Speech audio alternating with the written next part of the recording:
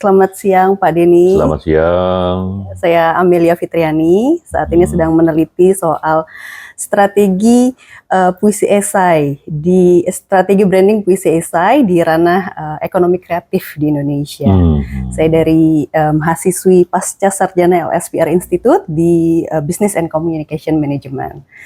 Oke, karena menarik mengenai puisi esai, saya punya ada sekitar 20 pertanyaan ya Pak Denny ya. Kita mulai dari awal berdirinya puisi esai. Kalau kita kembali ke 2012, bolehkah Pak Denny menceritakan sebagai pendiri dari puisi esai, apa motivasi awal Pak Denny JA menciptakan genre puisi esai? Pada saat itu ada isu atau kegelisahan apa saja yang kuat mendorong lahirnya puisi esai? Ya, jadi memang ini kegelisahan seorang aktivis. Saya menjadi aktivis di tahun 98 itu bergembira dengan datangnya reformasi, era baru demokrasi, tapi yang terjadi kemudian serangkaian konflik-konflik primordial. Itu di Maluku antara Kristen dan Muslim, di Kalimantan antara penduduk asli Dayak dengan Madura, juga kemudian di Lampung antara penduduk asli Lampung dengan Bali, di NTB itu juga teman-teman Ahmadiyah terusir dari lingkungannya. Saya melihat ternyata demokrasi dan kebebasan di Indonesia ini datang dengan paket diskriminasi yang justru kental dengan kekerasan. Nah, saat itulah saya gelisah sebagai seorang aktivis, sebagai seorang kolumnis. Namun saat itu juga saya tahu bahwa ekspresi hati itu jika ingin menyentuh makin banyak pendengar, mungkin jauh lebih efektif jika disampaikan lewat musik, lewat film, lewat sastra. Saya waktu itu seorang penulis, seorang kolumnis, namun tiba-tiba datang inspirasi. Ini orang bilang wahyu kecil. Saatnya mungkin menyatakan kegelisahan ini, soal diskriminasi ini, melalui sastra, melalui puisi. Nah, waktu itu tahun 2012. Saya sudah PhD. Nah, ketika di PhD itu, kuat sekali satu sentuhan dalam memori saya bahwa harus ada yang baru yang kita sumbangkan.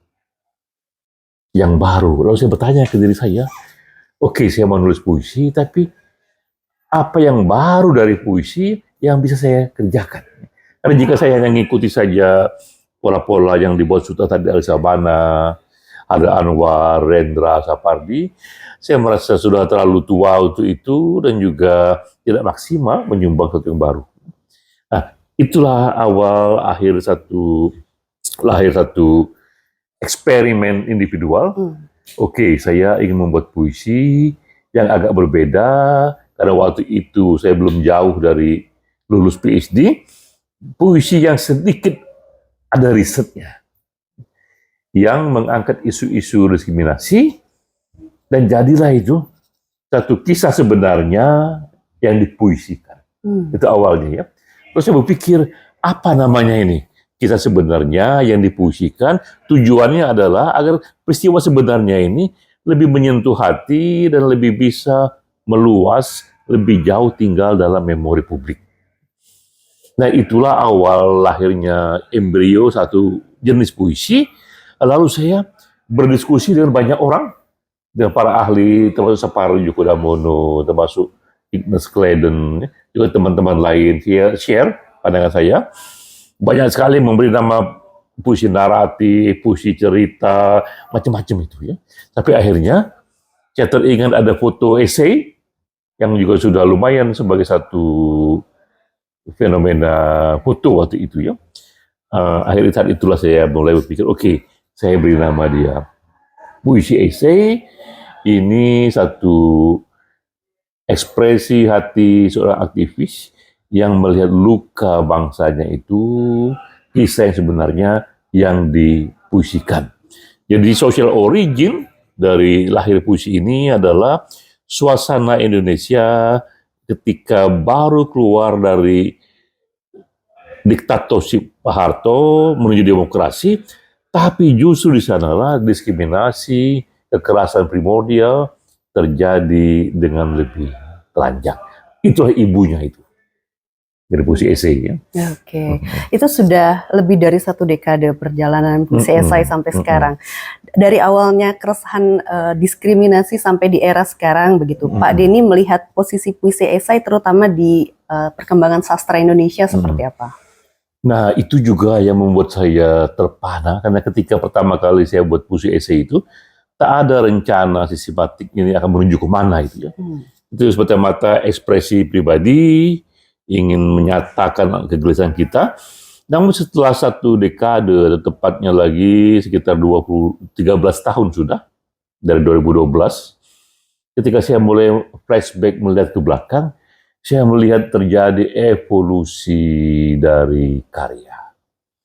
Satu puisi esai yang awalnya lahir sebagai eksperimen individual seorang aktivis. Itu awalnya ya. Eksperimen individual seorang aktivis di dunia sastra, di dunia puisi. Sekarang saya melihat menjadi satu gerakan sastra. Menjadi satu komunitas sastra. Berapa hal yang penting saya lihat, tahapan-tahapan yang terjadi. Awalnya dia murni karya saya pribadi. Lalu pelan-pelan saya mengajak lingkungan yang bukan penyair boleh ambil bagian. Jadi saya ajak teman-teman penulis, pengajar, jurnalis yang mereka bahkan dalam hidupnya juga belum pernah bikin buku puisi, bahkan juga mungkin nulis puisi sangat jarang sekali. Saya ajak menulis karena saya anggap yang bukan penyair boleh ambil bagian. Nah, mulai terjadi tahapan-tahapan perubahan atau evolusi gagasan puisi esai dari ekspresi individual menjadi ada komunitas kreator di sana, lalu kemudian mengalami satu identifikasi kolektif apa itu puisi esai, lalu dia berkembang menjadi komunitas puisi esai, dan lalu mengalami pelembagaan, muncul festivalnya, buku-buku banyak sekali, dan sekarang juga udah mulai go internasional. Jadi saya melihat ini puisi esai ini organ yang hidup. Ya. Dia tumbuh, berkembang bersama zamannya, yang kadang-kadang sampai di titik yang bahkan tidak direncanakan oleh penggagas awalnya itu. Ini keajaiban evolusi dari gagasan. Tapi kalau saya baca sejarah juga, tak semua gagasan seperti itu. Ya. Ada juga yang mati di tengah jalan, ada juga yang kemudian tumbuh menguat seperti sekarang. Oke, perjalanan sebuah gagasan begitu ya Pak Denny.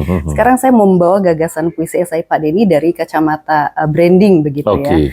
Selama ini saya sudah melihat begitu beberapa akademisi mengkaji puisi esai dari sudut pandang sastra, literasi, sosial dan konteks sejarah. Tapi saya mencoba membawa puisi esai dari kacamata branding begitu.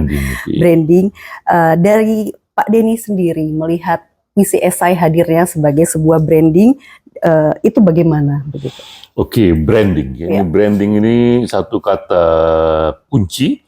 Jadi perlu didetailkan dulu apa yang saya maksud dengan brand ya, supaya nanti kerangkanya kokoh sana ya. Jadi brand itu saya pahami sebagai entitas yang memiliki makna kolektif. Ya. Tak semua entitas itu dia menjadi brand. Seperti meja ini dia hanya entitas saja, tapi jika misalnya meja ini tempat dari Rockefeller melakukan rapat selama periode awalnya, ada jadi brand meja ini. Ya. Jadi brand itu sesuatu makna kolektif atau makna yang diberikan oleh satu massa sehingga dia mengalami diferensiasi. Jadi itu brand itu ya. Nah puisi esai dia menjadi brand karena dia pelan-pelan pun menjadi satu puisi yang punya diferensiasi dan memiliki tempat atau makna yang berbeda dengan puisi lainnya. Nah, saya melihat sebagai brand, apa ini diferensiasi puisi esai, apa yang membuat dia bisa beda dengan puisi yang lainnya. Nah, sebagai brand, saya melihat puisi esai ini pelan-pelan dia dikenal sebagai satu Ini puisi yang bersandarkan kepada kisah sebenarnya. Ya. Ini adalah kisah sebenarnya yang naik pangkat menjadi puisi. Itu ya. Kisah sebenarnya naik pangkat jadi puisi. Jadi kisah sebenarnya menjadi satu ciri pembedanya. Kedua, karena dia berangkat dari kisah sebenarnya, maka ada elaborasi, ada riset di sana. Ada kandungan riset minimal dalam puisi ini. Jadi puisi ini tidak bisa dibikin hanya dengan sekedar imajinasi di belakang meja. Karena orang itu harus melakukan riset pada kisah sebenarnya yang mau ditulis itu, agar dia pahami itu apa kisahnya, lalu dia pun punya ruang untuk mencari di mana fiksi atau dramatisasi yang mau dia katakan itu. Itu brand kedua itu adalah dia ada riset yang diletakkan di sana. Nah ketiga, karena dia kisah sebenarnya, publik butuh juga referensi, diberi fasilitas untuk tahu, jika ingin tahu ini kisah sebenarnya, ini loh beritanya itu, ini situasinya, catatan kaki menjadi brand yang tambahan pembeda lainnya itu. Ya. Tapi catatan kaki di sini beda dengan catatan kaki umumnya yang hanya memberi penjelasan, misalnya apa itu bunga, apa itu misalnya stasiun. Ya. Catatan kaki dari puisi esai, dia itu adalah ibu kandung dari puisi itu sendiri, karena dia wakil dari peristiwa sebenarnya itu yang dijadikan bahan untuk puisi. Ya. Jadi yang ketiga itu dia adalah ada catatan kaki di sana ya, yang membuat dia berbeda itu. Nah keempat itu kemudian adalah variasi. Sebenarnya pembeda yang awal itu puisi panjang sekali itu ya. Itu sama dengan semacam cerpen dalam bentuk puisi itu ya, atau novel dalam bentuk puisi, karena awal panjang sekali. Nah, tapi dalam masa berikutnya dia pun juga mengalami variasi, ada juga puisi esai yang pendek-pendek itu. Tapi kalau kita kemas secara keseluruhan, brand puisi esai itu adalah ini kisah sebenarnya yang dipuisikan dengan basis riset dan ada catatan kaki di dalamnya. Inilah brand puisi esai sesuai definisi yang tadi saya katakan, membuat menjadi pembeda dia dengan puisi-puisi lainnya itu. Nah, puisi esai sudah punya seperangkat identity untuk disebut sebagai brand ya Pak Denny. Dalam penelitian saya pakai sebuah teori dari seorang profesor marketing dari Harvard dan Oxford yang bernama Douglas B. Holt.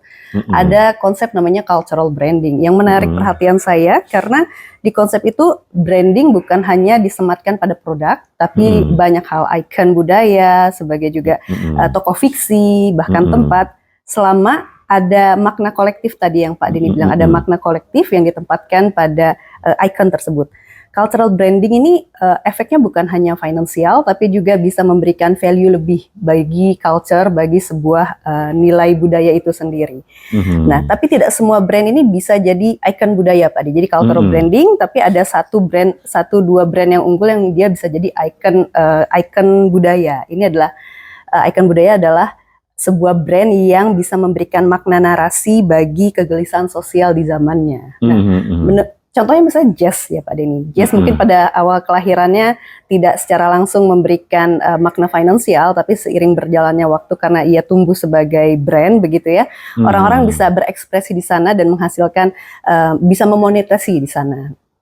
Puisi esai sudah menuju ke sana belum menurut Pak Denny? Nah sekarang kita kembali ke kata kunci dulu ya. Ini adalah brand menjadi ikon dari pandangannya Holt tadi itu ya.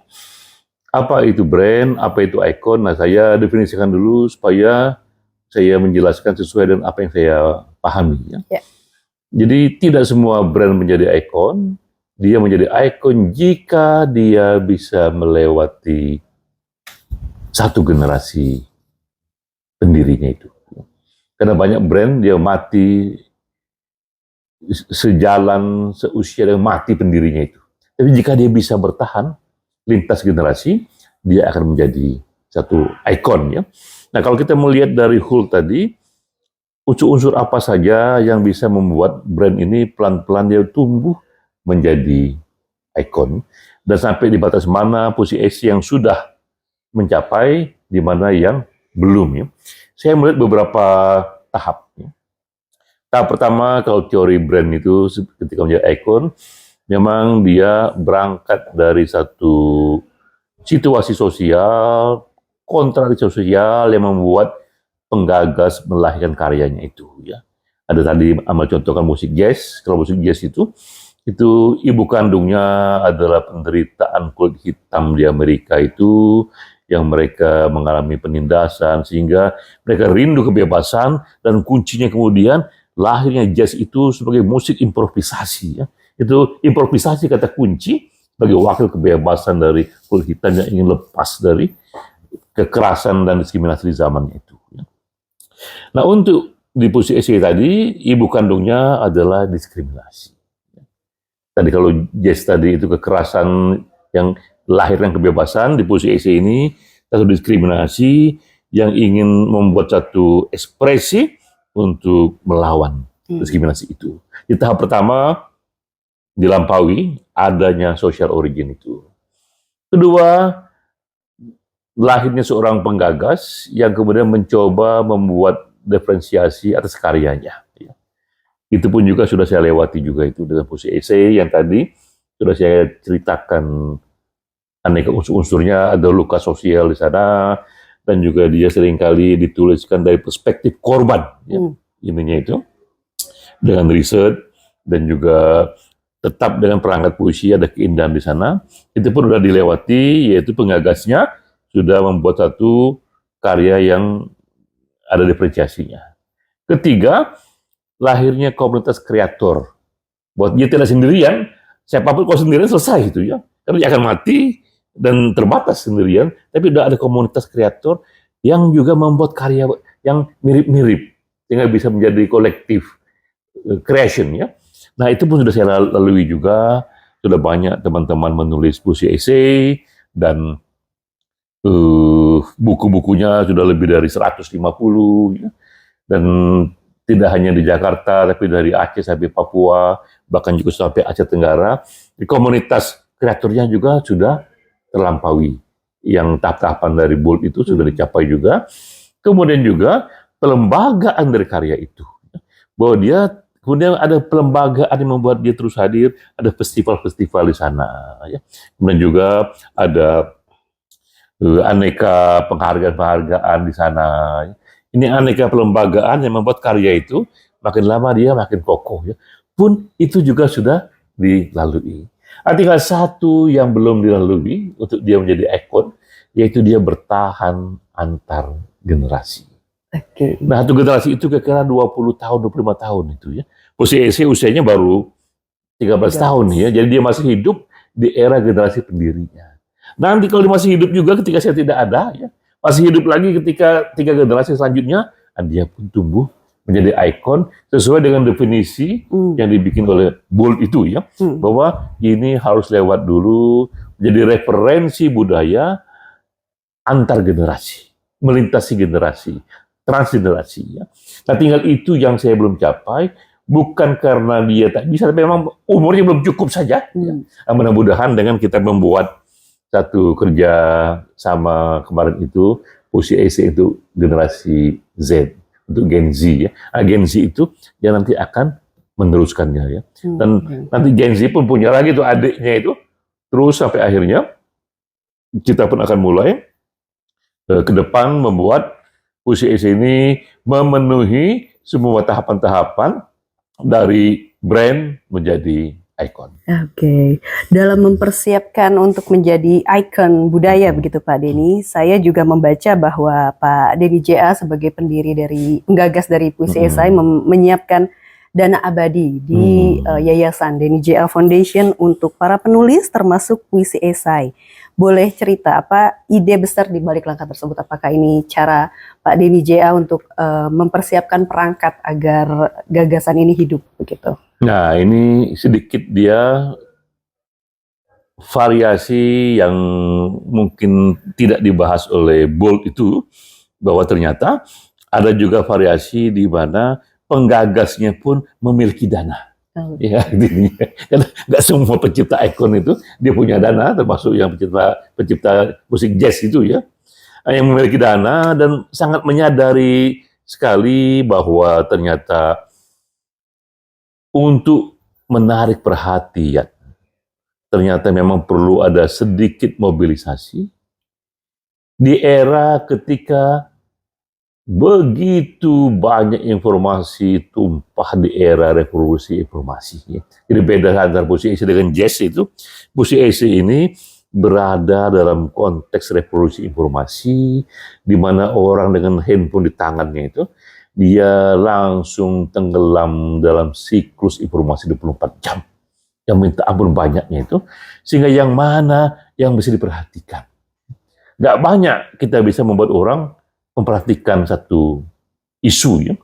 Nah akibatnya, untuk satu kegiatan sastra, ya, beda kalau misalnya ini pembunuhan yang minta ampun dia begitu melengking misalnya, atau kasus Sambo misalnya, atau tanpa direkayasa orang memberi perhatian tuh ya. Tapi kalau hanya kegiatan sastra, dia hanya memberi perhatian jika ada sedikit mobilisasi, terutama di era penggagasnya. Ya.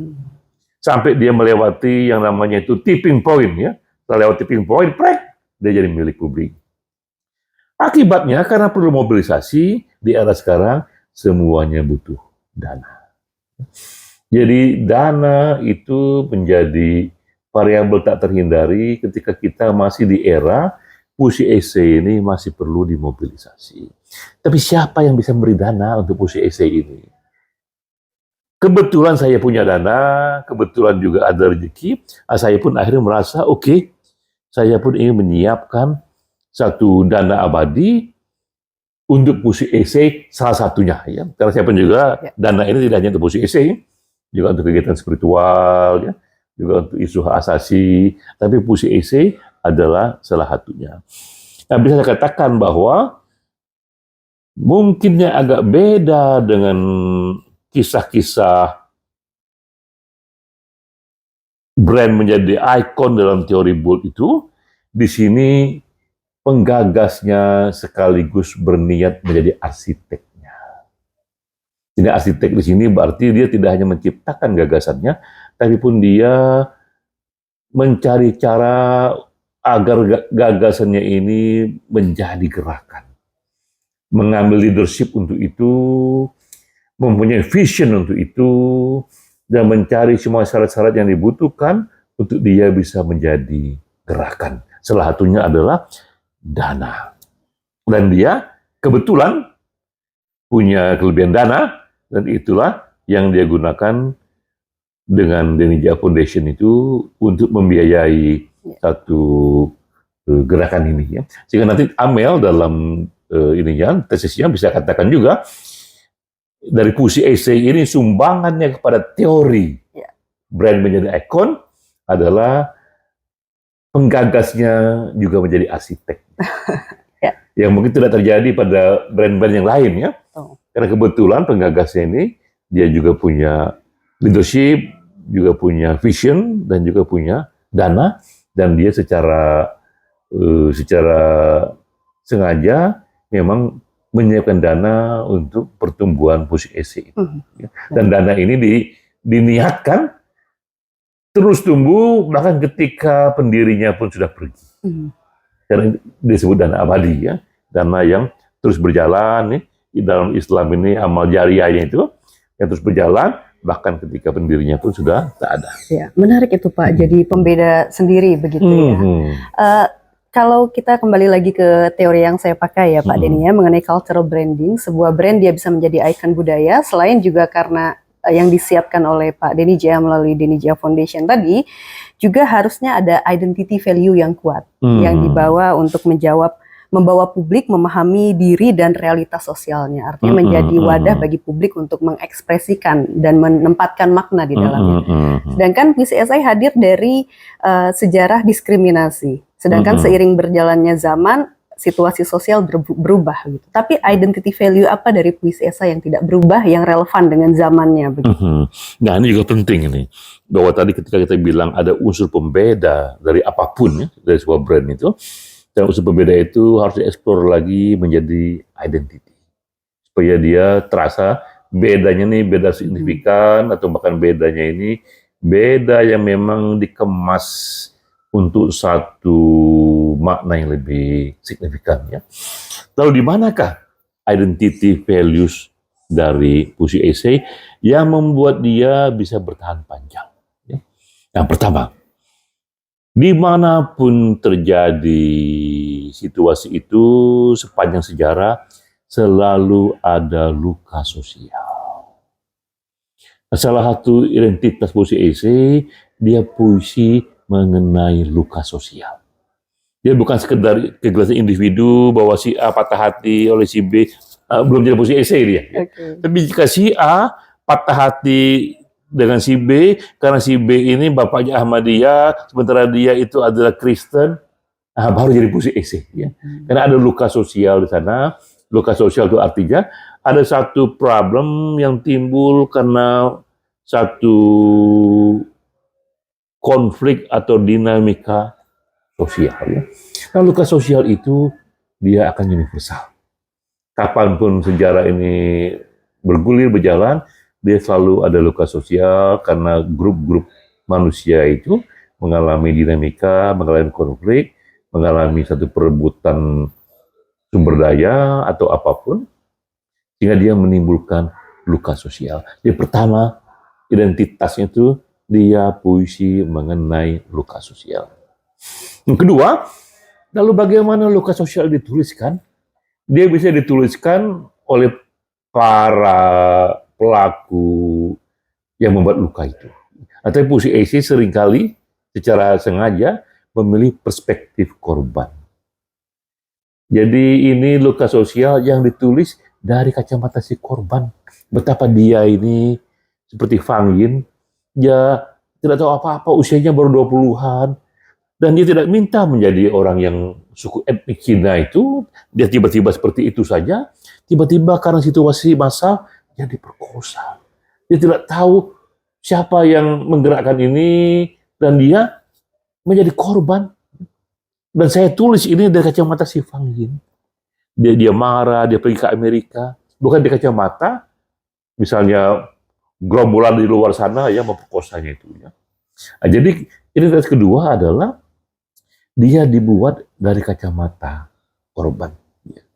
Nah, identitas ketiga dimasukkan di sana kuat sekali, dan itu juga yang membuat puisi ini dia menjadi berharga. Jika kandungan empatinya terasa, ya. Jadi ada kandungan empati yang kalau orang baca itu tersentuh orang, ya. Karena puisi ini tidak sekedar dibikin dalam rangka iseng-iseng berhadiah, dia dibikin dalam rangka menyentuh hati orang. Ya. Dan diharapkan orang tersentuh, orang merenung, dan kemudian orang itu do something tentang hidupnya. Ya. Nah itu udah sumbangan yang bagus. Nah itu hanya mungkin terjadi jika ada kandungan empati yang diletakkan di sana itu. Ya.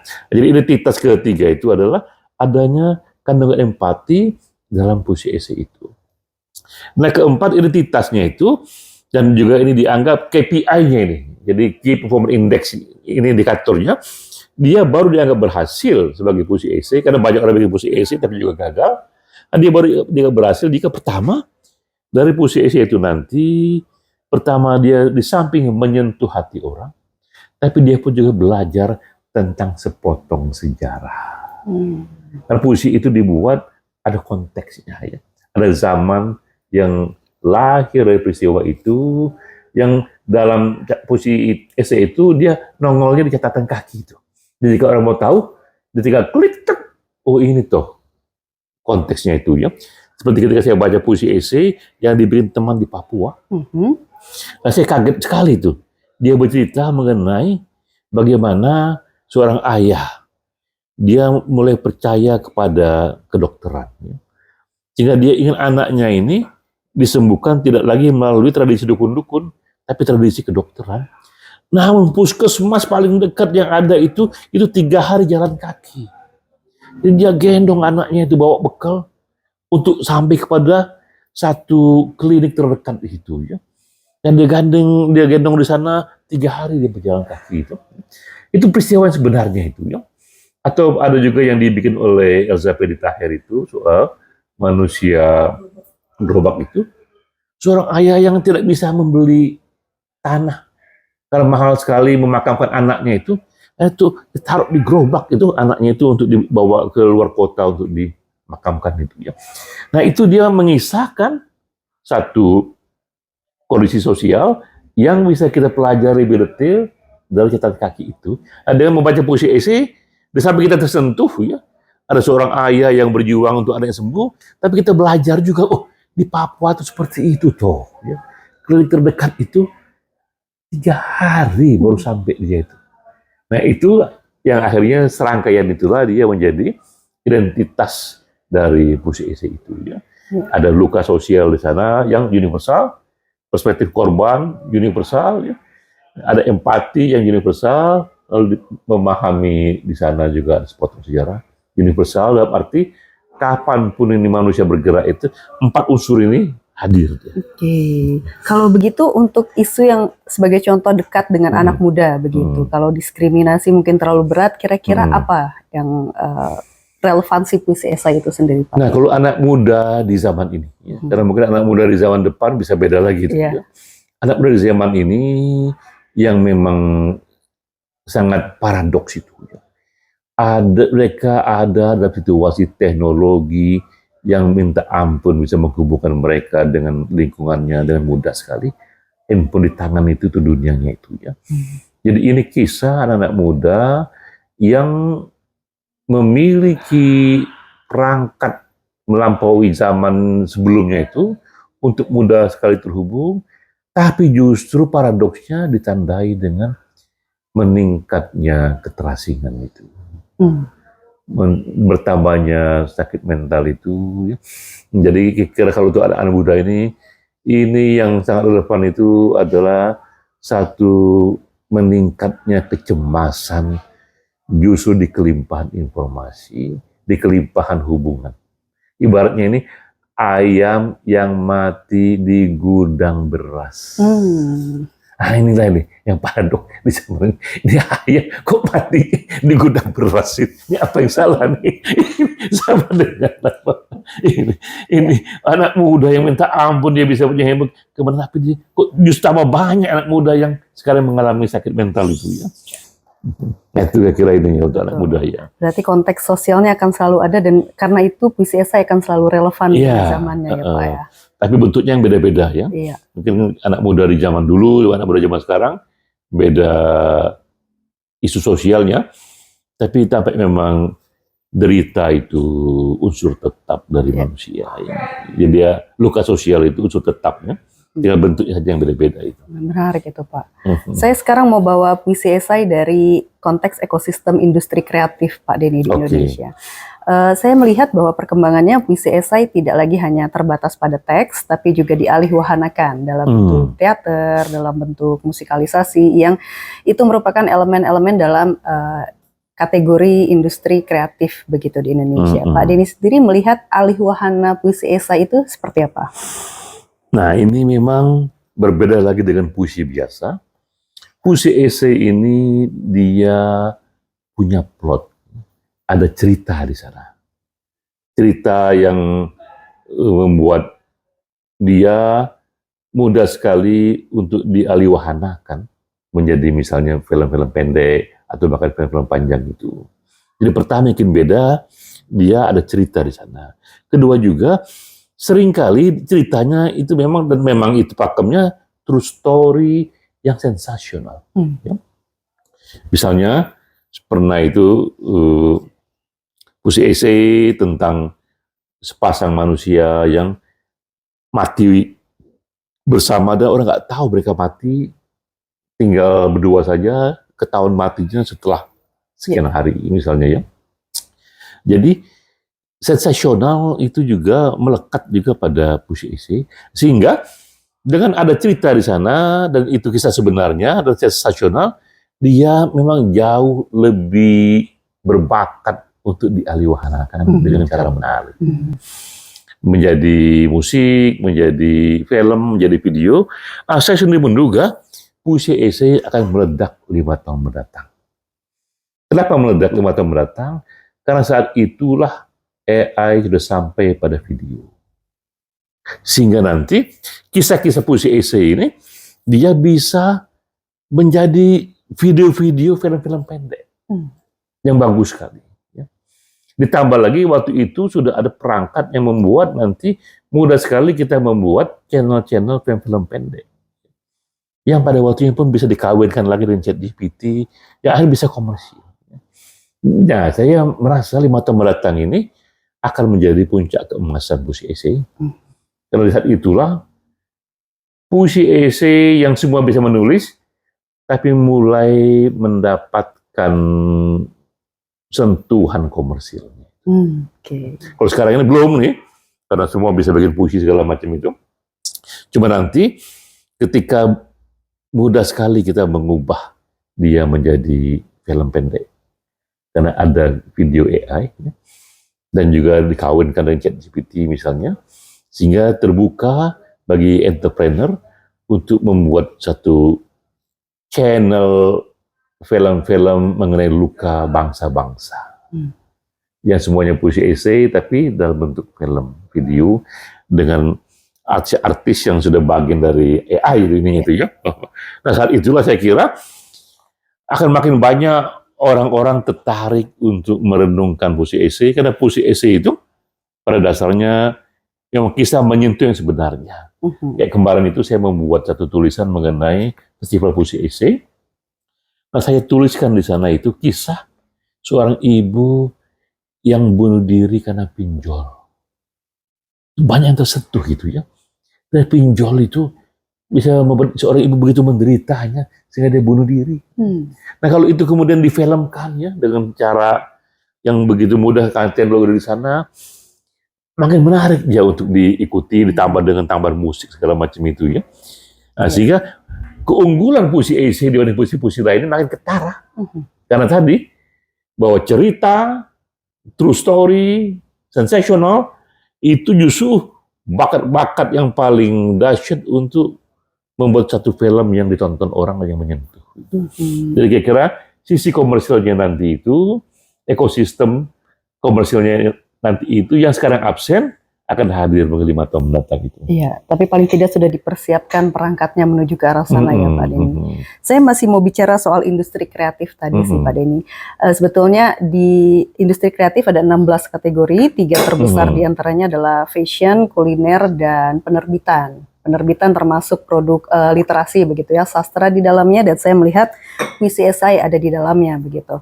Tapi bedanya dengan produk sastra lainnya, puisi esai bisa alih wahana lintas kategori industri kreatif, bisa ke pertunjukan seperti teater atau perfilman begitu ya. Artinya punya potensi besar. Saya melihat lebih kepada potensi. Potensi artinya suatu saat seperti kata Pak Denny akan bisa memberikan efek finansial pada waktunya begitu ya. Tapi sekarang memberikan efek branding untuk kultural di Indonesia. Nah, di dalam ekosistem industri kreatif itu sendiri, Pak Denny sendiri melihat potensi dari puisi esai bagaimana Pak? Ya, jadi saya melihat potensinya besar sekali karena sejarah manusia itu sejarah storytelling. Orang itu suka sekali dengan hal-hal yang dikisahkan, yang diceritakan ya. Tentang kita pun bahkan bikin fiksi mengenai asal muasal manusia segala macam itu ya. Nah, saya melihat ini satu hal yang keunggulan puisi esai karena memang sejak awal DNA-nya itu ya puisi yang bercerita. Ini berita yang menjadi cerita. Nah, itu kuncinya ya. Jadi puisi esai itu sebenarnya dia berita yang menjadi cerita. Nah, cerita inilah yang membuat dia potensial mengalahkan jenis-jenis puisi yang lain, yang membuat dia nanti itu bisa dialihwahanakan yang lebih menarik untuk dialihwahanakan. Tinggal memang perangkat alihwahananya saja yang mungkin belum siap untuk dikecap oleh publik luas, ya. Karena masih mahal. Ya. Alihwahana apa yang paling besar efek ekonominya? Nah, kita melihat semua penulis-penulis yang mencapai angka triliuner itu dalam sejarah, yang tidak ada di Indonesia ya, tapi ada di luar negeri, itu penulis yang karyanya itu menjadi film atau menjadi karya di televisi. Nggak ada di luar itu, ya. Jadi menjadi karya di televisi atau film itu bikin akhirnya datang dana yang banyak sekali. Nah, dibanding puisi-puisi yang lain itu, yang paling mungkin jadi karya di televisi atau di bioskop itu memang adalah puisi esai.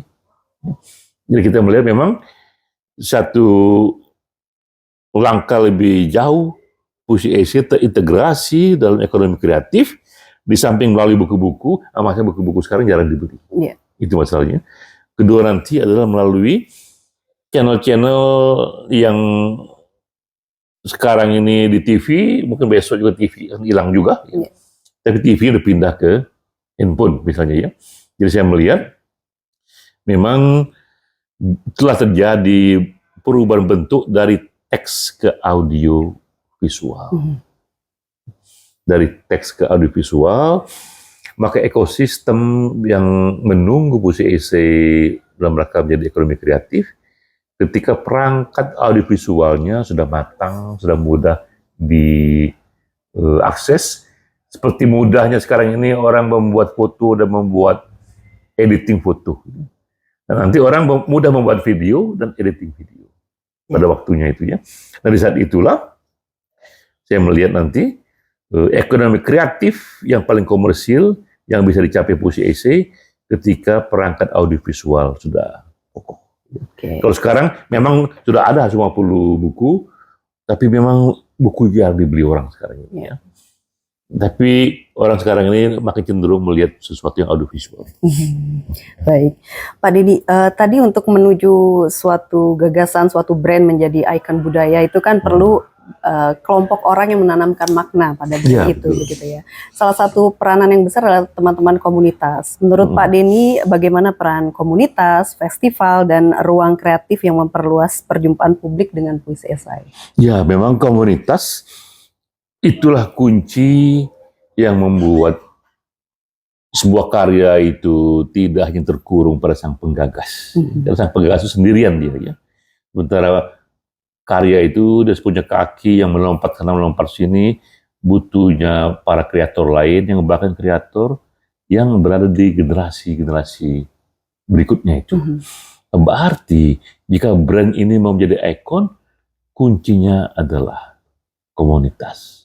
Nah, sekarang bagaimana bisa lahir komunitas yang passionate ya. Kalau kita lihat sejarah, komunitas yang passionate itu komunitas yang punya semangat seperti agama itu.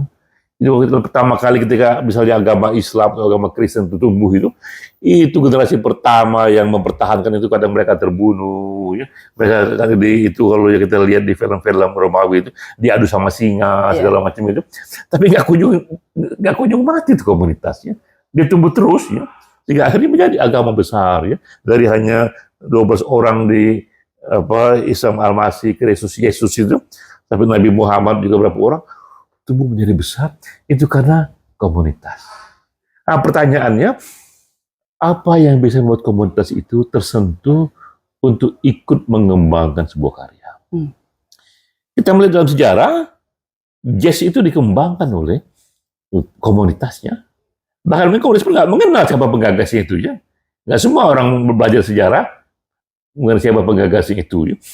Jadi ada kebutuhan komunitas untuk mengembangkan apapun yang jika mereka merasa yang dikembangkan itu bisa menjadi ekspresi hatinya itu ya. Nah, contoh yang paling simpel yang mutakhir itu terjadi pada misalnya kawan kita Mila Muzakkar ya. Yang kita betapa ternyata puisi esai ini bisa membuat dia menceritakan begitu banyak kegelisahan teman-teman perempuan dia itu yang selama ini dia dengar, tapi dia sekarang ekspresikan dalam bentuk puisi esai dan mendapatkan respon yang kuat di publiknya itu ya. Nah, puisi esai dianggap sama dia cukup membantu dia mengekspresikan apa yang dilihat selama ini selaku aktivis perempuan segala macam dengan cara yang lebih menyentuh hati. Ya. Nah, memperbanyak orang-orang seperti Mila ini, itu yang bisa membuat komunitas itu bertahan. Namun saya juga sadar bahwa sebelum terjadi komunitas yang organik, mungkin awalnya dibikin dulu komunitas sedikit dimobilisasi. Nah itulah sebabnya kenapa penggagasnya ini juga harus menjadi arsiteknya itu ya. Untuk menyebarkan dulu apa yang bisa, dan sebagian itu karena mobilisasi, sebagian juga dengan dana gitu. Sampai akhirnya dia akan sampai yang saya anggap penting di tipping point namanya itu. Itu kondisi kuantitatif dan kualitatif jumlah karya yang dibutuhkan sehingga akhirnya dia mengalami organik sendiri. Karena begitu banyaknya para kreator-kreator yang lain yang ikut di sana itu, bahkan penggagasnya pun nggak perlu lagi ikut di sana. Nah, udah saya alami sebagian itu di Sabah itu ya. Di Sabah itu benar-benar komunitas di sana yang menggerakkan itu. Mereka mencari dana sendiri ya. Saya pun tahu belakangan itu kan. Tapi dia sudah terbukti bisa tumbuh di Sabah dengan pola seperti itu. Berarti dia pun bisa tumbuh di manapun, tinggal saja memang perlu para penggerak-penggerak tambahan yang passionate di luar sang penggagas. Jadi itu fungsi komunitas dan itu pentingnya, namun syaratnya memang harus ada para kreator dan penggerak-penggerak lain yang makin banyak yang tersentuh mengambil bagian karena passionate, karena hatinya itu. Bicara soal itu Pak Denny, perjalanan puisi esai menuju ikon budaya sudah mulai lintas wilayah begitu, lintas negara. Boleh cerita sedikit Pak Denny, perjalanan di negara mana saja kira-kira puisi esai sudah mulai berkembang dan bagaimana itu bisa terjadi? Iya, jadi kalau per hari ini kita melihat data bahwa sudah ada festival puisi esai yang keempat di ASEAN ya. Saya juga baru dapat kabar dari Datuk Jasim Matlani, Pak Denny, ini ada buku teman-teman puisi esai di Brunei. Waktu John dan Amel datang ke sana bersama Fatin ikut memberikan pelatihan ya. Jadi teman-teman di Brunei pun sudah membuat itu. Ya. Sebelumnya juga dari Anwar Putra Bayu cerita, Pak Denny, ini ada satu orang di Singapura ini, dia inisiatif sendiri membuat puisi esai, dia satu buku itu. Ya. Jadi saya lihat di sini di Malaysia, di Brunei, di Singapura, ya, itu sudah mulai banyak orang-orang yang mulai tertarik untuk juga mengembangkan puisi esai sebagai cara dia bersaksi mengenai situasinya itu. Nah, datangnya komunitas internasional ini untuk pengalaman puisi esai saya itu benar-benar di luar rencana sang penggagas. Ketika saya bikin puisi esai pertama kali, saya nggak terpikir ini dia akan nyebrang lautan. Saya hanya berpikir saya ingin ekspresikan saja apa yang saya anggap penting dengan cara yang agak berbeda. Nah, disitulah kita lihat keajaiban sebuah gagasan. Bahwa gagasan itu ketika dia memang kokoh, orang bilang dia punya sayapnya sendiri. Jadi gagasan yang kokoh itu, dia punya sayapnya sendiri dan dia akan terbang ke area-area yang mungkin para penggagasnya pun nggak pernah memikirkan itu. Ya. Nah, dalam sejarah puisi esai itu terjadi karena memang adanya aktivis-aktivis puisi esai yang tiba-tiba secara individual saja dia ingin membawa keluar wilayah. Ya. Itu sama dengan misalnya bagaimana agama-agama yang menyebar dengan banyaknya orang-orang yang tersentuh dan dia bawa ajaran itu kemana-mana itu sampai akhir dari Yahudi muncul ke seluruh dunia itu. Ya. Nah, itu memang satu gerak organik yang hanya mungkin jika memang karya itu kuat. Kalau dia nggak kuat, dia mati.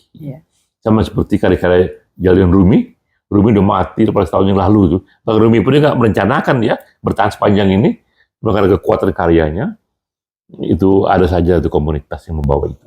Ya, gagasan puisi esai ini kuat sebagai brand karena itu bisa lintas negara, tapi di sisi lain juga kritiknya banyak yang bermunculan sejak kelahirannya begitu. Pak Denny sendiri melihat posisi kritik ini dalam perjalanan puisi esai ini seperti apa? Ya, memang kritik ini juga kalau kita pahami dalam sejarah dia terjadi di semua inovasi. Karena itu kita melihat Nabi Isa disalib dia, ya. Karena orang nggak suka dengan yang dianggap baru menyimpang itu. Nabi Muhammad harus lari ke Madinah sana, ya. Karena juga orang nggak suka juga dengan sesuatu yang baru, ya. Tiba-tiba kita melihat juga dengan Mahatma Gandhi ditembak, ya. Martin Luther King ditembak. Ini orang besar semua ini. Jadi kritik itu tidak terjadi karena misalnya adanya cacat moral dari yang dikritik, ya. Tapi itu satu hukum sosial.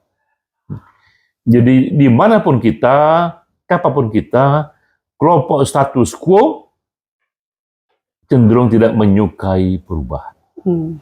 Karena terguncang kekuasaannya pada pola lama dengan datangnya pola baru.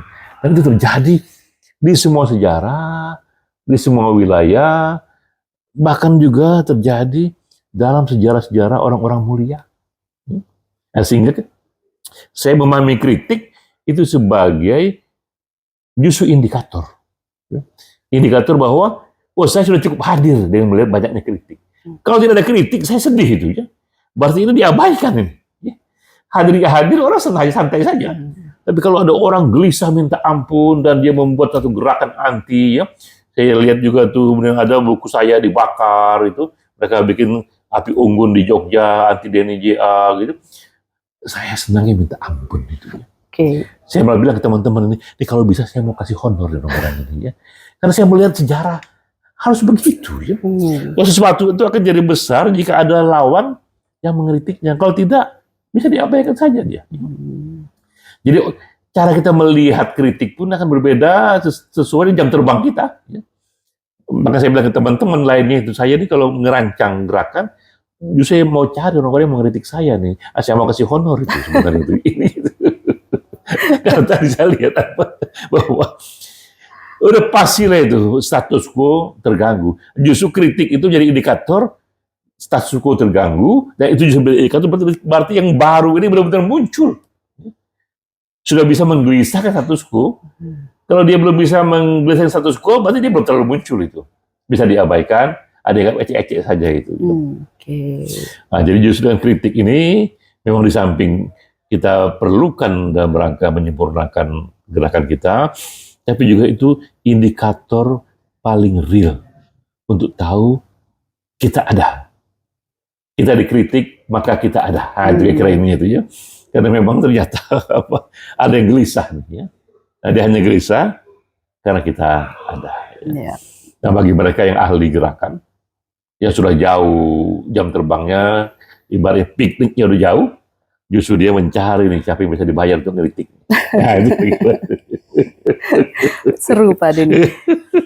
Kalau tadi puisi esai sudah punya seperangkat identity value itu sendiri. Nah, apakah kritik atau perdebatan publik itu menyumbang dalam membentuk karakteristik atau membentuk identity value dari puisi esai? Ya, memang kritik itu selalu memberikan renungan dan buahnya itu, ya.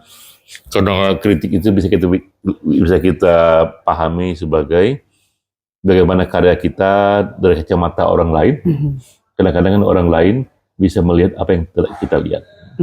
Nah, salah satu kritik yang paling bagus yang lahir jujur dari mereka adalah mereka melihat puisi esai ini mungkin agak lemah dari sisi estetik bahasa. Misalnya gitu, ya. Mungkin dia bagus isu sosialnya, tapi kurang ditulis secara puitik oleh orang-orang yang sudah begitu mendalam dengan keindahan diksi itu, ya. Sehingga lebih seperti jurnalis yang sedikit ada puitisnya, tapi terlalu banyak jurnalismenya itu. Nah, itu kritik yang bagus, ya. Nah, ada teman kayak Narudin itu, dia teman yang baik, ya, tapi dia pun jujur. Coba dibilang, Pak Denny, semua karya Pak Denny itu secara puisi, keindahan puisinya biasa-biasa saja sampai lahirnya buku yang terakhir. Buku yang terakhir itu buku tentang menggigil dalam arus sejarah itu. Di belakang itu baru terasa betapa metafor di sana, ya, hadir, betapa pilihan-pilihan kata itu kaya, merenung. Nah, itu semua saya dapatkan juga justru karena ada kritik tadi itu, ya.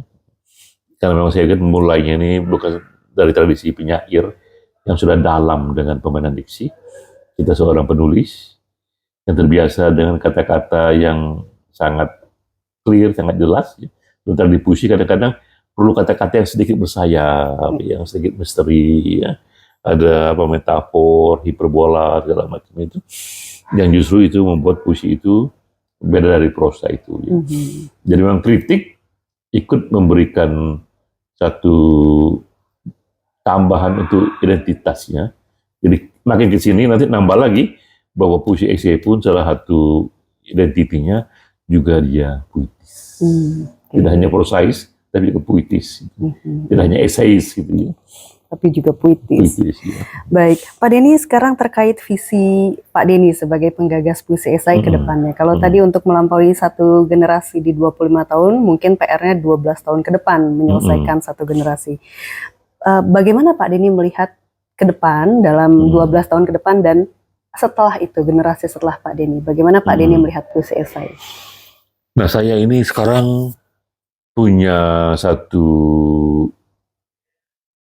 keinginan, puisi esai ini juga ditumbuh kembangkan oleh segmen masyarakat ekonomi menengah atas.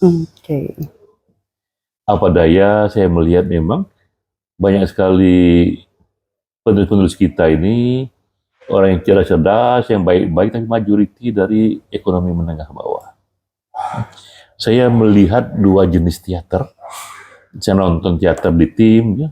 Tapi saya juga nonton teater di mall di Ciputra. Nama mallnya Mall Lotte. Iya, iya. Di Lotte sana, teaternya itu dijualnya tiketnya 1,5 juta, tapi penuh ya. Sementara di tim itu kadang-kadang gratis, kosong juga gitu ya. Tapi memang beda segmennya. Bisa segmen yang nonton itu saya menengah atas itu. Dan mereka suka teater juga tuh. Apalagi saya menonton teater di luar negeri ya. Saya kalau ke London itu pasti nonton teater itu. Itu teater di sana ada sampai 10 tahun setiap hari. Bisa bayangin.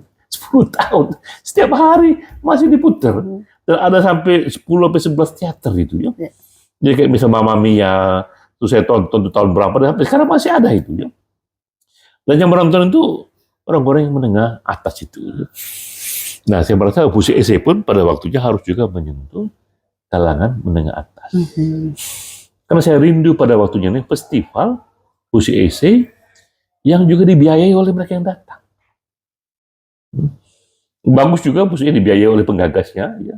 Itu juga tak terhindari dari awal. Tapi pada waktunya, jika dia mau hidup, dia dibiayai oleh komunitasnya sendiri. Tapi kalau misalnya bisa biaya itu, kalau komunitas pun juga secara ekonomi kuat juga dia. Ya. Kalau tidak susah juga tuh, udah kasihan juga ya. Nah, berarti mau tidak mau memang puisi esai juga harus diperkenalkan kepada segmen masyarakat menengah ke atas. Dimulai dengan dia masuk ke sekolah-sekolah yang juga menengah ke atas. Dibikinlah lomba teater ke kalangan mereka itu, ya.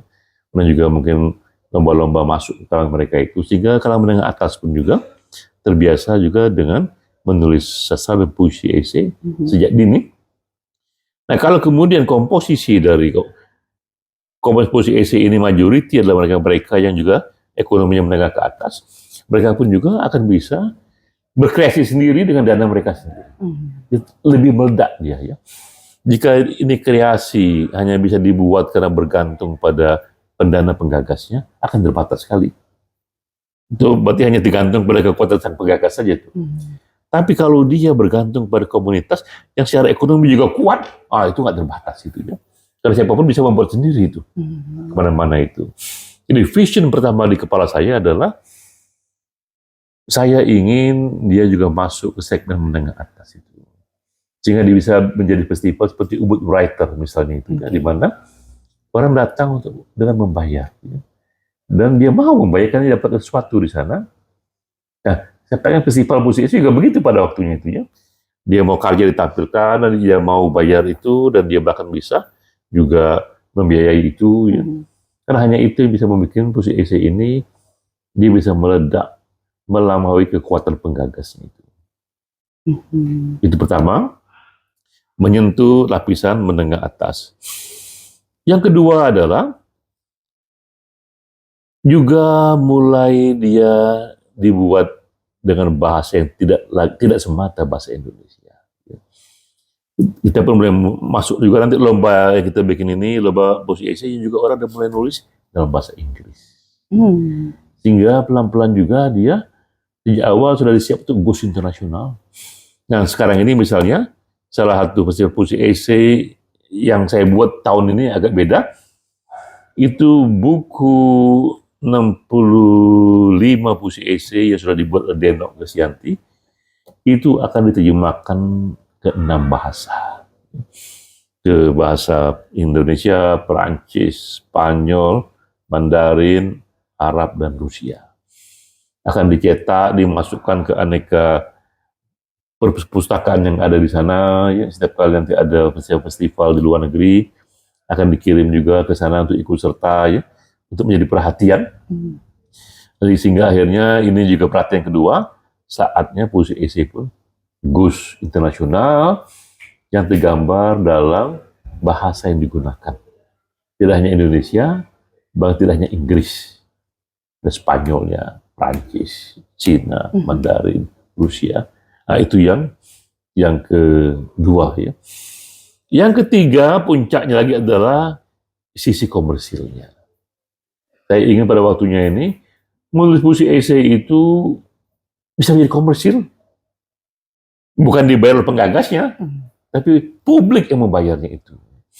Saya bisa membayangkan itu akan terjadi setelah nanti ledakan dari AI yang sudah bisa membuat film. Jadi orang biasa pun sudah bisa bikin film. Ya. Karena adanya teknologi baru AI itu. Ya itu visi ke depannya itu. Ya, menarik. Berarti memang pada akhirnya sudah sesuai on the track untuk ikut sumbangsi dalam ekosistem industri kreatif di Indonesia ya Pak Denny. Terakhir Pak Denny, kalau boleh dirangkum kira-kira dalam perjalanan puisi esai menjadi sebuah ikon budaya, apa kontribusi besarnya bagi Indonesia begitu? Karena dalam teori yang saya angkat, bukan hanya membawa nilai finansial, tapi juga memperkuat nilai konteks budaya itu sendiri. Nah, jadi pada waktunya jika kita atau saya merancang ini ya, saya ingin juga melihat ujungnya. Ya. Jadi ujungnya ini mungkin terjadi 50 tahun dari sekarang, 100 tahun dari sekarang. Indonesia dikenal, Indonesia ini adalah tempat pertama puisi esai dilahirkan. Dan waktu itu di awal kelahirannya memang khas Indonesia, karena penggagasnya menulis puisi esai itu untuk isu-isu yang waktu itu memang kuat berputar di Indonesia. Isu-isu diskriminasi. Dan itu memang khas Indonesia, khas negara yang plural penduduknya itu. Namun, itu juga yang kita ingin muncul di publik itu, Indonesia ternyata mendunia, mengglobal, dia tidak bisa dengan teknologi AI yang ditemukannya, tapi karena kalah dengan AI yang lain, ternyata dia mengglobalnya melalui puisi. Asal dari Indonesia, setelah batik, gamelan, segala macam itu, ada lagi yang baru dari sana adalah puisi esai itu. Dia mendunia, ya, dan ternyata memang orang suka karena pada dasarnya dia adalah kisah sebenarnya yang naik pangkat menjadi puisi. Kisah sebenarnya akan terjadi di mana-mana. Atau lebih jauh lagi, dia adalah luka sosial yang naik pangkat menjadi puisi. Luka sosial akan terus terjadi di mana-mana. Tapi ketika dia jadi puisi, dia sudah masuk ke ranah puisi esai. Tinggal nanti apakah ada orang mau pakai catatan kaki apa enggak, itu masing-masing lah itu kan. Tapi sejauh dia luka sosial, true story, yang naik pangkat jadi puisi, dia sudah masuk dalam the magic of esai putri. Nah, itu kira-kira intinya itu ya. Baik. Menarik Pak Denny. Terima kasih banyak waktunya Pak Denny. Sudah menyempatkan waktu untuk wawancara dengan saya.